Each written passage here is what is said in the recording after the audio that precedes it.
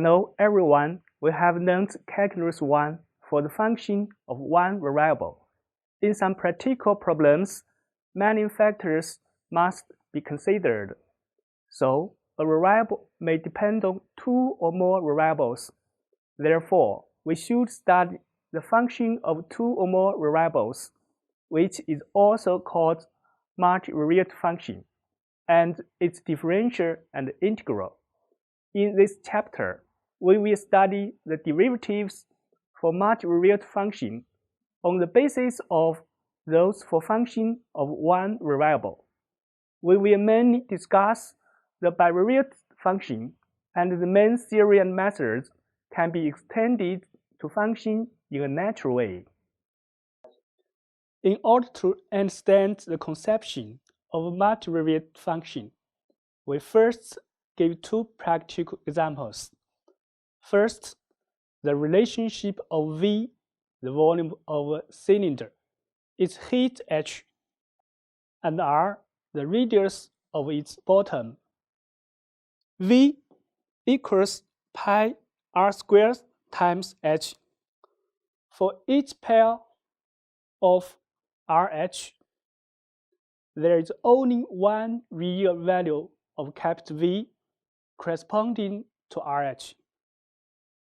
Second, the equation of state ideal gas P equals RT over V, where T denotes the temperature of the gas, and V the volume of the gas, and R is another constant.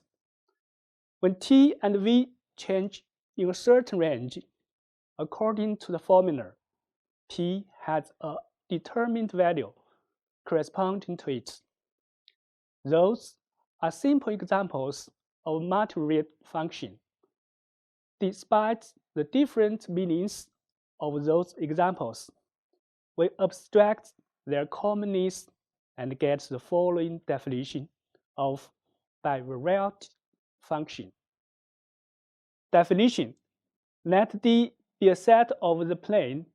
A function of two variables is a map from D to R, which satisfies that for each ordered pair xy in D, there is unique real number z corresponding to xy.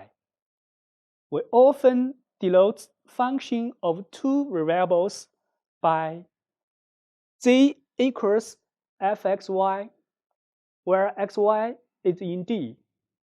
Here, xy are called the independent variables, and z is called the dependent variable. The definition of domain D. Domain D is the set of all points in the plane for which the function rule makes sense and gives a real number value. The definition of range. The range of a function is the set of all values. Here are some common domains.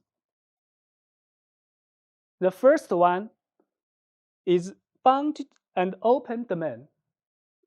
The second one is bounded and closed. And the third is bounded half open and closed domain. And the last one, it is unbounded and closed. Then, how to find the domain of function of two or more variables? Here are some examples. Example 1. Find the domain of the function. Z is equal the root of the product of x and y.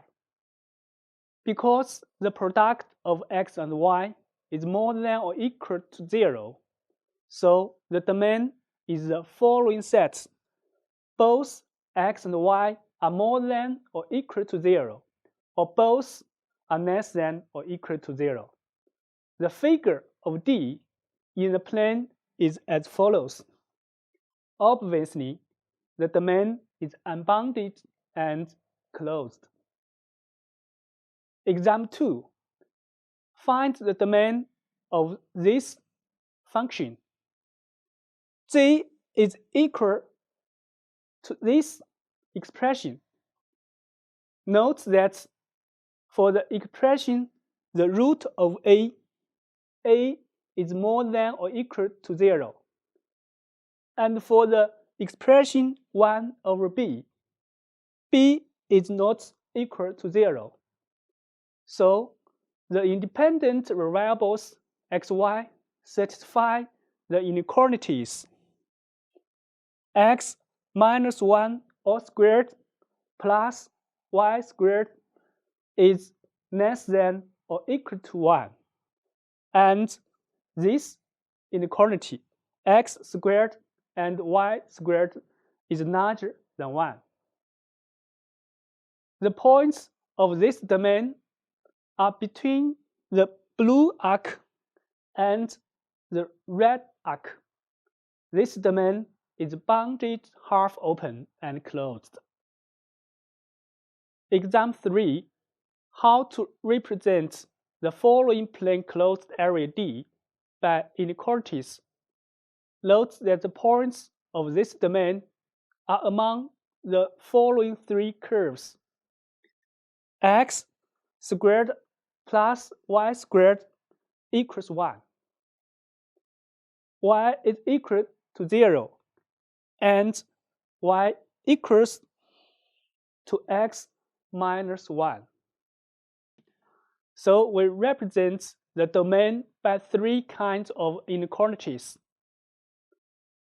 First, x squared plus y squared is less than or equal to 1. Y is less than or equal to 0, and x minus 1 is smaller or equal to 1. The domain can be represented by inequalities 1. Second, for given y in a closed interval -1 to 0, draw a line parallel to the x-axis. The x-coordinates of the points in this line and the domain satisfy x is larger or equal to this term and is less than or equal to y plus 1. Hence, the domain can be represented by inequalities 2. Similarly, for given x, we draw a line parallel to the y-axis. If x is in the interval -1 to 0, then the y is more than or equal to this term and less than or equal to 0.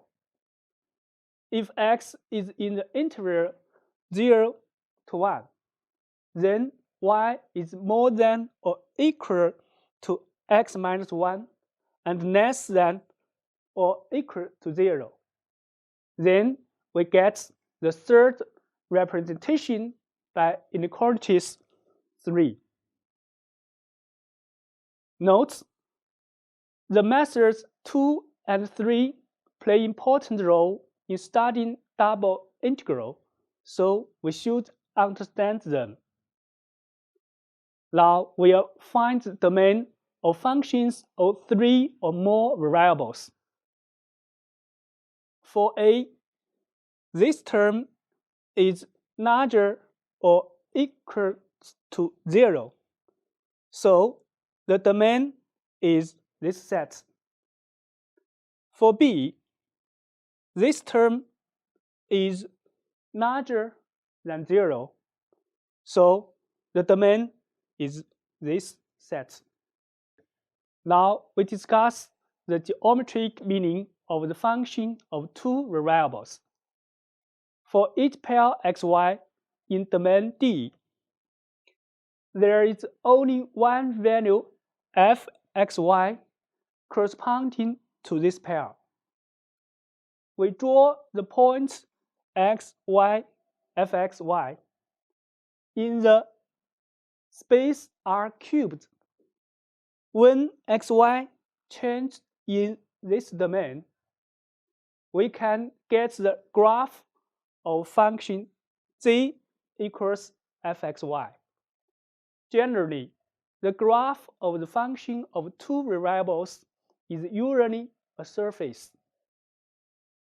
Example, sketch the graph of fxy is equal to the root of r squared minus x squared minus y squared. Let z equals the term. Note that z is larger or equal to 0. If we square both sides and simplify, we obtain this equation. It's an equation of sphere. So the graph of fxy is the upper part of sphere. Today, we studied the definitions of functions of two or more variables and the geometric meanings of bivariate function. We should master the methods to find the domain of functions of two or more variables. Thank you. See you next time.